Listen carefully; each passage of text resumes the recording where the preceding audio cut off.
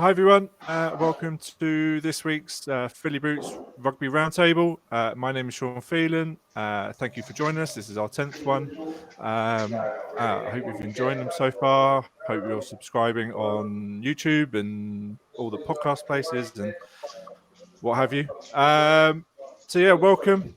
I hope you're having a good week. And this week we are going to talk about the IAmEnough campaign that started last week off the back of some shirt controversy, which we'll go into, as well as we're going to have a chat about the future of the women's game and what needs to be done to sort of get some parity and all that sort of jazz. But I want to welcome our panel for tonight. So we have Eloise Brown from Chew Valley Rugby Club, Natalie Eccles from Crusaders, who's been on one of these before. So thank you for joining us. We should have Victoria at some point joining us as well. Welcome, ladies. How are you? Yeah, I'm good, thanks. I'm just waiting to start training after this, so I'm excited to do this and train. Excellent. How are you, Natalie? You well? Not too bad. Been keeping busy. Back to work now, so it's quite nice to get back in a routine. Yeah, I bet. But everything's sort of getting back to some sort of normality. If you want to put any questions or comments into the chat that you want talked about, then absolutely do. We'll try and get through as many as we can in sort of the next sort of 45 minutes or so. But we might as well start at the beginning. There was some controversy last week about a certain kit manufacturer and a kit launch that happened in Ireland. Natalie, do you want to talk us through what the sort of the genesis is of the whole IAmEnough campaign? Yeah, so Ireland released their national kit. They had the men, very nice looking kit actually. The men's team actually posed for their kit shirts. Now it was picked up that the women had models. As it turns out, the shirt was actually photoshopped onto the models as well.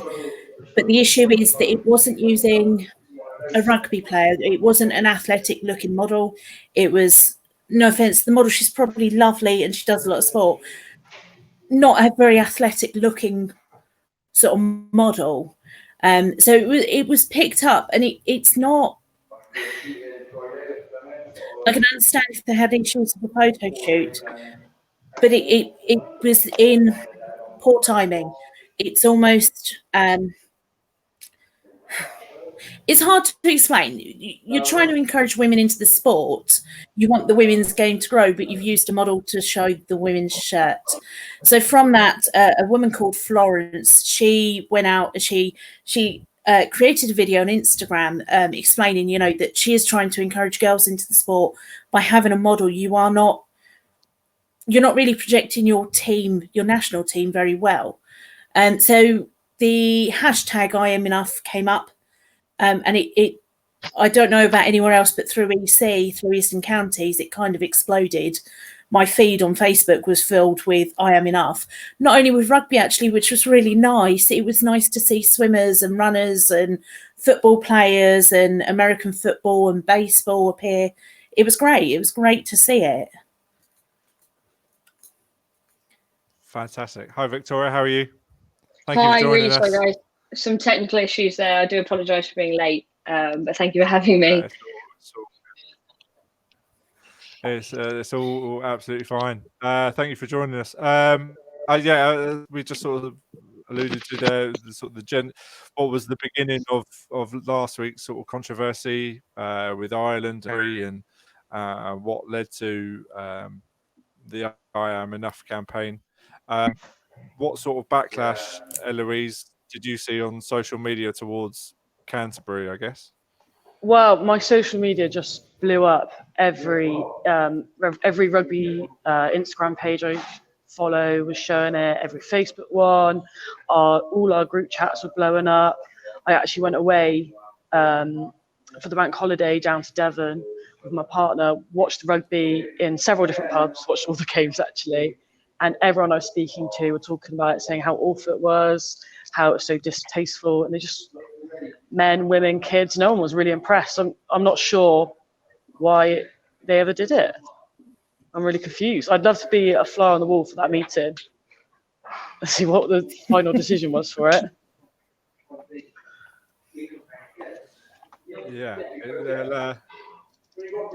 bad taste. Should we put it down to Victoria? Where did you first see it? How did you get involved in? Did you start or did you help start the campaign? The IAmEnough hashtag, yeah, that came from an idea I had last Monday. So probably 10 days out now. I saw Florence Williams' original tweet, and I'm 28, so I've been having this conversation about equality and stigma and women playing rugby for a very, very long time. And for whatever reason, this one I couldn't watch anymore. I couldn't wait to see what someone else did. And I spoke to a lot of my friends up north. I used to play for West Park in Leeds, and then I came down to London and played for Richmond, and I played for Harlequins. And I spoke to friends that played for all of those clubs and said, this for me really resonates. And I can't really explain where, but the words "I am enough" resonated for me, to say that I am enough exactly as I am to be the model of your jersey. I am perfect as I am to be that person. So the fact that you've chosen someone else, to me, doesn't make sense. I am enough. Pick me. I am enough for any player. They should be the people modelling your kit. And that really was sort of where the idea came from. It was supposed to help women feel empowered to be exactly who they are. And because of that, they deserve to be the person in any sport, not just rugby, but in any sport, to be the one modelling any jersey, to be the one putting themselves forward to champion the future of the game. We've seen a lot of conversation about real models or role models, and that's exactly what it embodies. So yeah, I guess in some way I kind of tried to help champion this conversation.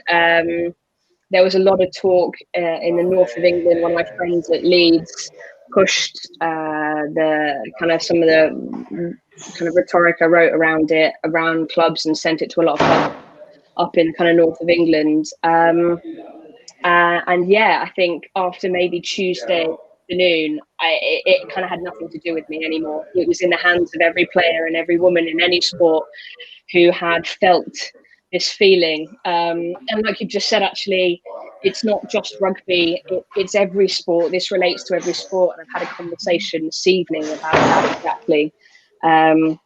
It's not just rugby, women's rugby, but it's also rugby league. It's not just rugby union. It's football. It's swimming. It's hockey.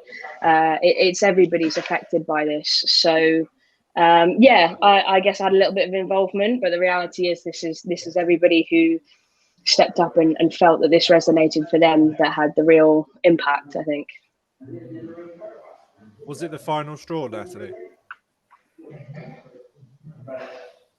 I think it's not the final straw. I think it was enough that it resonated with enough people that we were like, yeah, actually, this is no longer acceptable. We've been trying to yell. I think this has given it the platform to be able to speak louder about it, to make people more aware.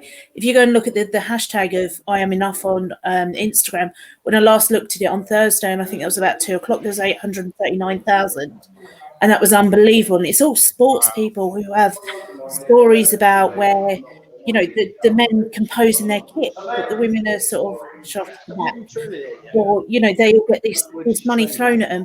And I know women's sport don't generate as much, but it's almost this, sometimes it's shuffling it under the carpet. It's hidden. It's not, you're not celebrated. You're expected to be quite skinny anyway, but that's another matter that falls into this. You know, that you're meant to look a certain way, and therefore you're not worthy of wearing the kit and posing publicly for it. You know, what I find a real shame is it's their national team. They are the best rugby players in Ireland for the women, and you're not proud of them enough to let them wear the shirt for a model. You've chosen a model instead. You know, it's disappointing. It really is. Yeah, Yeah, it really is. And no, go on, Victoria. Sorry, yeah, no, look, I spoke to Canterbury actually last week because this is obviously something that really will impact their brand in some way, and I think I warned them more than anything. It was look, I think we've started something here. There was a lot of traction by sort of Tuesday, Wednesday afternoon that people were understanding that we could see how much this was resonating with players in all over the country, all over the world. This was everywhere, all over Europe. The American national team were involved, Hong Kong, Australia, everybody was involved. This wasn't just the UK. We saw that, but actually it was everywhere. And I said to Canterbury, in the grand scheme of things, you're about to get caught in a crossfire here because you're not 100% at fault. There's a lot of other companies that do exactly the same thing, that make bad choices. And the point of this is that we want to help you make better choices. We're not here to attack you. You're not the villain in this, but a mistake was made and you're going to get caught here. So I spoke to the brand, and it was a heads up that this is about to happen. You need to know that tomorrow all hell's going to break loose on social media. But actually the point is that we're opening a conversation with you to make this better in the future. What can we do to help you make better choices? And that really is where their statement came from. We discussed what were the kind of the wording that they would use, the fact that they've taken the hashtag and they've used it themselves. The point is that brands are supposed to understand that this has to be a conscious decision until it's an unconscious decision. And until then, they have to say, we will make a point of equally representing men and women until we just know to do it anyway. And yes, there's a point here that we shouldn't have to consciously make this choice, but until it is an unconscious choice, we have to help people do that. If we attack, we're not going to get anywhere. But if we work together with the brands, Canterbury and many others that we're kind of building into and having conversations with at this point, it's the point of making everybody better. And unfortunately for Canterbury, they were the catalyst of this discussion. For fact's sake, they weren't technically at fault. It wasn't them that used the model photos. It was e-commerce. It was something slightly different. But the point of the fact is they did the shoot with the men. They didn't do the shoot with the women. COVID could be to blame. Yes or no, regardless of that, the fact is they both should have happened at the same time, and the women should have been used just as equally. So it probably sucks to be Canterbury, and I'm glad I wasn't in their conversations. I'm glad I wasn't in charge of the person who made that decision. But I really hope that the point of this is, I work in marketing, so I can only imagine the feeling that the brand manager had when they got into work on Wednesday and Thursday. But the fact is that the point is to help brands make better choices in the future, and to know that equal representation isn't an option anymore. It shouldn't have been an option, but we're done. We're not going to sit around and wait for you to work that out. We're going to come to you. We're going to knock on the door and we're going to tell you. We're not going to leave until you make that choice, that it's not an option anymore. Yeah, so I think for the sort of the furthering of the story, I have their statement, and as you said, Canterbury they're not a villain in this. They're they're going to try and right some wrongs, but this is what they put out. As a brand, we believe in putting our hands up if we get something wrong.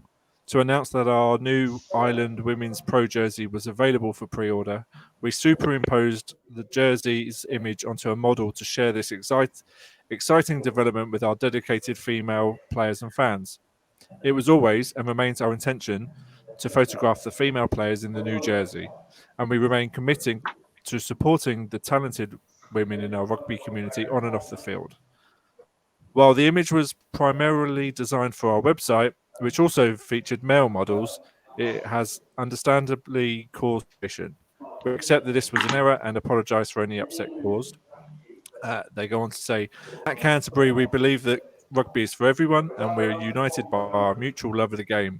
We look forward to sharing a new Horizon campaign to support the launch of the Ireland's Women's Pro jersey in October, with the same commitment and dedication that we all have for our teams. So that's what Canterbury put out pretty quickly, I think. Should they have just held off the launch of the jersey? entirely until they had the campaign ready, Eloise? They could have done. I mean, COVID slowed everything down. I think people will be more understanding if there was a rush on and why they haven't. Maybe they did rush it. Maybe that is the excuse. They rushed into it, didn't have time, had pictures of the men. But I mean, is that? I don't know. It could be excuse, could not be excuse. Have we got any idea of when the photo shoot is happening with the women? I mean, out of all of this, the most people I feel sorry for is for the Irish women. You know, Ireland, Scotland, Wales are still battling with the fact that the England ladies get paid, which is fantastic. And I believe they're all trying to follow suit and want to. But you're still looking at women who aren't getting paid for when they play internationally. They're seeing their men do, and they're doing so well, which will mean they're a team. They're going to be excited about that, and they're going to be excited about England women getting paid. But then this is just another thing stacked against them. I just feel sorry for them. And I mean, it's a good statement from Canterbury. I'm gonna go ahead and believe it. I'm gonna be on my good grace. I'm gonna say they're being positive about it, because why not? Need a bit of positivity, but rush campaign isn't a good campaign, and this is shown. So hopefully they learn from that. Definitely. They could have waited, and it could have been photo shoot during the Six Nations in what, less than a month's time. A month's time, yeah. Which would have been even more exciting.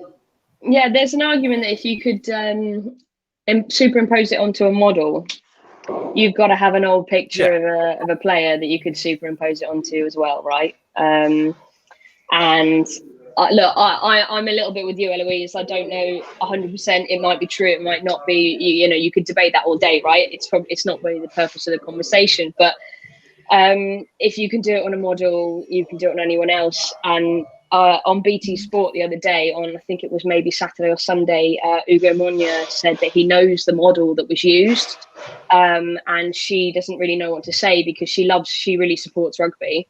And she loves the fact that she can be a model for the jersey. And I think it's tough because it's not her fault either, right? She has a job to do. No, it's not their fault. It's COVID. And I really hope that if she does hear any of this or anything else, that nobody's got anything against her whatsoever. She's very welcome to have her say and everything. But the fact of the matter is, if you can, anyone who's an editor can put a jersey on one person, they can put it on another. And it was definitely an oversight and a mistake. It, like you say, it's potentially rushed. They knew they weren't going to get the women's shoot. Maybe it was made for commercial reasons. Every business has felt a squeeze in COVID, so maybe they're just hoping to sell more jerseys as fast as possible. And they probably didn't realise how powerful the women's community is. When you get us going, unfortunately, as every man knows, when you get us going, there's not really any stopping us. And I think that's what we've seen, the power of social media for one point, and the power of the women's community. When we know that we've been unjustly done by, we're ready to stand up and fight for our cause together. And that's actually one of the things I really loved about this is, aside from, obviously there's players at every level, but the Premiership teams, every single one of them, and I didn't speak to any of them, every single team made a post about it at some point on Thursday. All of them, whether they're enemies on the pitch, Harlequins and Sarries, for example, Wasps, the London competition. They all stood up and said that we won't. Did you see the Bristol Bears launch their new kit, and it had men and women, and it absolutely blew up. And exactly the same on Friday, the Scotland team launched their kit, and they did exactly the same, men and women. I think there was one model and it got picked up, but she was modelling the supporters jersey, not the playing jersey. The playing jersey was on a player, and that was the important thing. So it's not actually that difficult. Like, everybody, most people are making the right choices, but for the brands that aren't, we have to step up now, because there's no time for them to not be making these decisions properly. And if brands are listening, listen up. If you can see your shirt in different sized women from the pitch, we know what size to buy, and it's more encouraging to buy a shirt, because I'm like, oh, I'm the same size as her, she can get into that size shirt, I'll buy it. And that's another thing. If you can't see it, you can't be it. It might be, we talk about role models of different generations, but what about each other?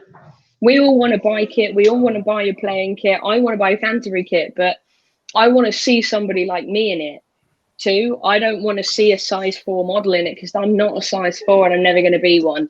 I'm not going to touch that size top. That size top's going to stay on the hanger for a long time because there's only going to be a small percentage of people can fit into it. So, Natalie, still needs to be a size available. When we did the first of these women's roundtables 6 weeks ago, you mentioned about clubs needing to find a kit manufacturer who can do proper women's sizes. Well, this has been an interesting one because I put a post on Women's Rugby Network asking about it. Now, you've got to think as a club, you have more than just a women's team. You have a girls' team, you have a boys' team, you have senior adults, you can have tiny tries as well. So you need all of them manufactured. So you'll get some great recommendations. There are people like Akuma who are fantastic at creating women's kit and is highly recommended. But then you get the comment underneath, but don't buy their shorts. It'll sag at the back and you get the pouch at the front because they're not cut for a woman. We've got more junk in the trunk than a man. And it's been a very interesting sort of looking process into it. Ruggets and Scrum Bum are created for women by women. Unfortunately, with kit manufacturers, all they've been creating is men's kit because that's been the level it is. Coming back to kit, and you mentioned a comment about where England are paid. There was, so I don't mean to bring it back, but there was an article with the Telegraph or Guardian quite a while ago about the difference between all the professional teams within the Six Nations, the things like the lack of sanitary bins in the changing rooms, something very basic. The fact they're all wearing white shorts, you're not thinking through here. You know, some of the teams only get 2 tops for the whole entire Six Nations. You know, and some of that kit's ordered 5 years ago, so they're not actually getting the right size. I think there's a massive lack of investment and a lack of understanding how big the women's game is at the moment. We've just had leagues, sort of the provisional leagues released out for the women, and there's an uptake of 20% of clubs doing the Inner Warrior series. There's 350 clubs. That's a 20% increase in one season. That's unbelievable. And if that carries on, women already are outnumbering men sometimes at some clubs. And I think kit manufacturers definitely have to catch on. Definitely do, because I'd love to have a manufacturer that would fit me for a kit and go beyond a size 14, 16 and fit my son for a kit. But it's the same person. So as a club, you can really buy into it. And there's no, don't buy the shorts or, you know, get the top in a slightly different size or the arms are a bit tight, so you don't want to buy them. You know, it's got to be someone who, if kit manufacturers are listening, for the love of God, think of everyone. You know, we're not all skinny. We're not size 4, as you said. I'll be lucky to get that around my leg. You know, it's look at every size model. Men who play, was it front row when you play as a man? They're quite chunky and butch. Not all the women are, you know, skinny playing prop. I'm quite a large size, you know. So I'd like a top that I can feel comfortable in. It's been an interesting sort of looking further into it. Rugby boots, they're the other one. Why does no one manufacture a decent women's rugby boot with decent support? I would love a pair of women's rugby market overnight. Sorry? We'd get the whole market overnight. You could charge me 100 quid. Yeah. Because at the moment I pay £30 for my insoles. I can't do rugby boots that without my feet aching. So I found insoles and I pay £30 for the insoles. You know, it's just a little bit frustrating. We've been around for a while now playing rugby, so do you want to catch up? And actually, when I spoke to Canterbury, they said that 25% of their of the rugby game is women. And I think that's a very hard thing to really quantify, because if you look at sales, all their data is going to say the men's kit sells more than women's. That's because you don't sell anything else. We have to buy the men's kit. So it will always say to you, more of your men's kit sells. Women are buying it.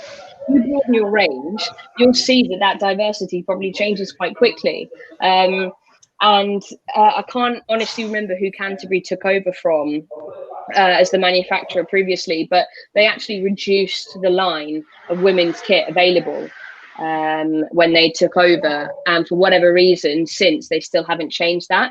So there's actually less kit available to women to buy through Canterbury than there was before. I don't know if it was Adidas, I can't really remember who it was, to be honest. But yeah, Canterbury, although they've actually done less for the game than they have before.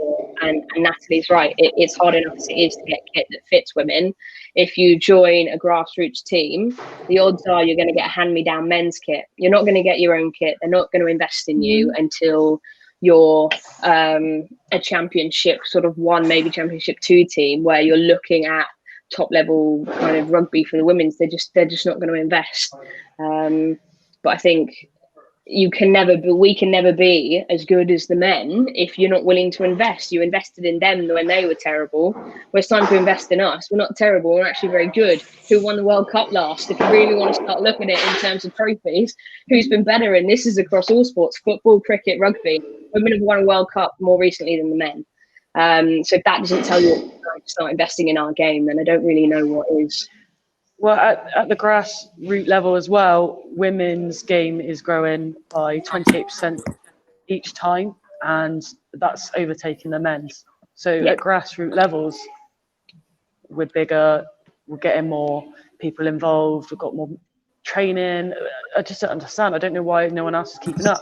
You go to buy kit, like you said, you go to buy rugby boots, you go on the website, down scroll to ladies section, you get 5 items free. You put in your filters. I got size 8 feet. You get chucked to men's. It's just all needs to change, really. Maybe this is the start of it. Maybe IAmEnough. It's been so big, which it has been. People might start taking note, and smart companies will, and they're the ones who will make the money and help us. Going back to data sales, they're not being funny. Canterbury don't make big enough clothes for the women. You're going up to a size 14 there. I'm not a size 14, honey. You know, you want to sell to the women. Look at increasing your size range. You know, the average size of the UK 14. You're already losing the market. Buy a man's rugby shirt because it's more comfy. I'm sorry, a women's one slightly too short. And if I raise my arms, everyone's going to see the belly. You know, it's not start always thinking as well. for women. Start catering and talking to women. Sorry, talk to your mums and sisters, and just get a realistic view. Sorry, get a realistic view of what you're trying to provide. Because your mum's going to tell you if you're being an idiot, to be honest, aren't they? Yeah, it's not always going bigger either. It's things like long. Some are going to need to be longer, and some are going to need more room in the chest area than others. It's not always just making them wider. Sometimes it's making the arms longer, making the length longer, allow more room in the chest. It's not just making them wider and putting more fabric on them. It's proper tailoring them to women. And if anyone wants to come and tailor on my rugby team at Chew Valley, all these women will love kit. We'll try it all out for you. So what needs to happen in sort of the short, medium and long term? And what I mean by that is what can happen today and tomorrow? What can happen in the next year, and then what can happen beyond that to make to level things out? Maybe a bit more for our international teams that are incredible and amazing. Just get them on telly. I mean, a BT advert the other day, it was showing all the sports. You got a 2-second clip at the end of one woman kicking a football. The rest was loads and loads of really cool videos of men. Loved it, but where's that? Force it down your throat almost. Just pop it up everywhere. Show the women everywhere, and then people get used to the site and just increase from that. That's your start. You can make adverts quite quickly. You know what I mean? Yeah, I think you're right. I think statement. we have to get brands to pledge to equally represent women in advertising, be it on television, be it on social media, be it everything they do. They must equally think about both genders and all genders. It's not just men and women. This goes beyond that. This goes transgender, non-binary. This is everything. If you're going to make this pledge, it's time for brands to write down and agree to forever understanding that men's sport isn't the only thing in existence. If we're going to be really difficult about it, and in the short term, I think we can't drop this as women. Yes, we're making a lot of noise about it, but we need to get the men on board too. There is going to be no impact on Lionel Messi's income if women make more money. There just isn't. It's not going to impact him. So how difficult is it for him to agree to back this kind of cause? It's actually not. We need to get men in powerful positions, in positions of influence, to support our cause. In the short term, we need to get brands to agree to do this for eternity. In the medium term, and in the long term, this isn't a discussion anymore. I think is probably how I would lay it down. Yeah, when you say definitely long term is that we don't sit down and have this conversation. We don't need to. Yeah, it's on to something different. Something more interesting, hopefully. Okay. I totally agree. 100% agree. I think, and as you mentioned, Eloise, about BT Sport, they've got the rights, and as well as the BBC, to the women's Premier, the Super League, the Football Super League, which starts this weekend. So people needs to be on mainstream BBC One, BBC Two TV. I know BT Sport putting on a game on Facebook, but those games need to be on all the time. Someone needs to get hold of the broadcasting rights to the Premier 15s and stick it on, ITV, especially in the lead up the year before World Cup. These games have got to be seen, and these players have got to become, household names. And the only way to do that is by putting it on television and things that people can see all the time. Emily Scout's the best rugby player on the planet. But would a person going into next year's Rugby World Cup, like the average rugby fan, but would they know who she was? And unfortunately, probably not. And they should. Yeah, so, they should, definitely. I find as well, men from rugby club, men from work, men's my family and my life, they actually really enjoy the women's game. When I put it on, they love it. Yeah. There's never any complaints. So I loves the fact that I'm better at rugby than him. He knows that if he crosses me, it's over. But actually, and all the boys that he plays rugby with love the fact that I play rugby. I go to the pub with him and I watch the game. It's not. And there was a time when that wasn't okay. It was seen as odd and weird, and can there be one girl with a group of lads watching the sport? And actually now I get the first text message. They ask me to come to the pub before they ask him, because I pay attention.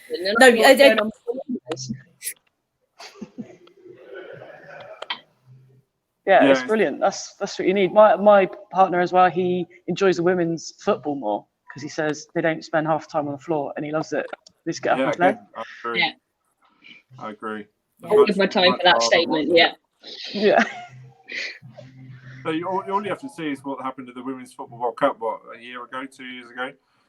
And it was on free-to-air television on the BBC, every game, and all you got to do is sit down and watch it, and you'll be hooked. But if there's no opportunity to watch it, like we were just saying, that someone needs to get hold of that Premier 15s contract and, put it on ITV, especially if they've got the build-up to, for next year's World Cup, and the Six Nations games being put on Sky, sort of behind a fairly hefty paywall. No one's going to see it. So if you don't see it, that's the same. If you can't be seen, you can't gain sponsorship as a player, as an individual. You can't then earn more money for doing what you do. And that's one of the biggest problems in the women's game, is we're still subsidising our playing time with full-time jobs, part-time jobs, side hustles, whatever you want to call them. But the more airtime you get, the more representation you get, the more money you can earn, the better you can be at your sport. But until you're able to focus 100% on your time, being in the gym, getting better at the game, we're not going to get any better. So complaining about the fact that the women's game isn't the same as the men's game, it is a non-argument until you're willing to put us on the television, put us in places where we can be seen, help us raise more investment, get sponsored, earn more money, and get better at the game. We're stuck in this cycle of you're not good enough to be on TV, and it's a non-argument in my eyes. Take half of what's put into the men's game, put it into the women's game for 2 seasons, and see what happens. The equal investment will show an equal return, and the argument that we don't bring in more revenue or the same revenue doesn't count when you started your 0 revenue point 50 years ago. Look at football. Women were banned from playing football in the 1930s when they were better at the game than men, because it became more popular. Yeah, and then the men's game became more popular because that was the only one that was available. We'll ban the men's game now. Let the women play for 50 years, and let's see who's better then. It's an argument. When you're not equally representing one against the other, you can't compare them against each other. You don't get both sides of one argument. So yeah, I just think if you give us the opportunity to be represented, to gain the sponsorship, to earn more money from doing it, we'll get better a lot faster. And your argument that we are not as good at the game, which isn't true anyway. We play a very different game. The bodies are built differently. We have to play a much more strategic game, ground ball. We have a shorter kicking game, so we play a different type of game. Doesn't make it not rugby. Doesn't mean the ball needs to be smaller. It doesn't mean the pitch needs to be smaller. It just means we play a different type of strategy. Which is men v women in the argument of, Mars and Venus anyway. We think differently, we act differently, we play a different game with the same size pitch, the same size ball. So yeah, just put us on the telly, would you? Yeah, just repeat that again. Same size pitch, same size ball. Anyone listening, it's all the same, I promise you. Yeah. Okay. Do you know, it actually comes back. Sorry. No, go on. We may be the same, but we're not celebrated the same. You've got, when you ask someone who's England's most capped player, and it actually annoyed me when it came up on a virtual quiz. It's not Jason Leonard, sorry. It's Rochelle Clark, a female rugby player.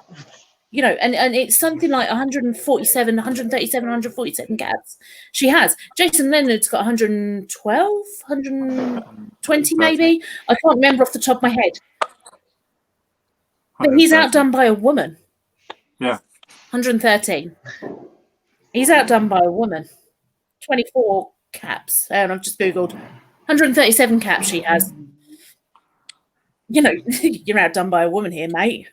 Come on, why are we not screaming this? The women achieve so much more. We have older careers. Yes, a lot of people are older playing for Saracens. Libby Lockwood, who started at 30. She plays for Saracens, and she started her career at 30. Fascinating woman she is. I was lucky enough to do a course with her. And the women are starting it older. We're older bodies. We haven't been playing it as long. Playing just as good as the men. And I do, yeah, same pitch, same size ball. Just better at the someone game. who takes that broadcasting rights and says, you know what, I'm going to make the leap. Say it's ITBC, Channel 4. Someone who takes a leap and says, I'm going to broadcast all the women and force that advertisement and that money into it. Like you said, Victoria, in 2 years' time, are going to be laughing because they've made the right decision and their views are sky high and they're getting all the sponsors in and it'll be worth it. Sorry. Channel 4 for the Paralympics during 2012. Just look how much that exploded. Just takes one terrestrial, a Freeview channel to take it on, to give it their all, and they will get it back tenfold. It's the same with the Premier. The Premier 15s is still sponsorless at the moment. So I have had a word with Canterbury about that. I did slip that one in our conversation. So if you want to do really good by the game, I am aware that they're looking for a sponsor. I think Umbro might have something to say about that. Hey, look, if someone was sponsoring, I think right now Canterbury have an argument to say we probably need to do this more than anyone. No, I don't know who'll do it, but it was one of my first points. all it will take is someone at a blue chip company just to go, yeah, we're gonna back this now. Yeah. Because actually, right now it's probably at a bargain, whereas they could in 5 years' time, or It even won't 3 be. years' time. Yeah. No, someone's going to kick themselves in 5 years' time. Well, look, this is going to be a really controversial statement, and That's I fine. think there's an argument that the sponsorship may become a box ticking exercise, but if we can get a good company, bring investment into the sport, piggyback that investment and turn it into more, then fuck it, let somebody box tick by investing in Premier 15s and let us get better for it. Let's show them that they think what's a box tick is actually what we're going to change the world with. So for me, I know that's controversial because the point is women's sport is not a box ticking exercise. But if somebody is going to make the decision by having to tick that box, let them do it. I say take that investment and turn it into more than they ever realised we could be. Let's remind everyone, women's rugby is the fastest growing sport in the UK. We've overtaken netball now. Really? Really? Is that true?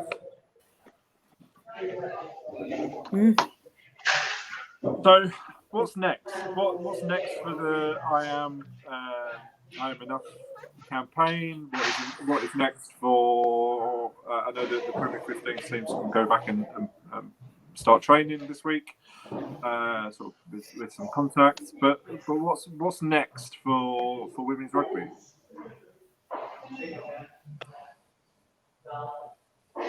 Well,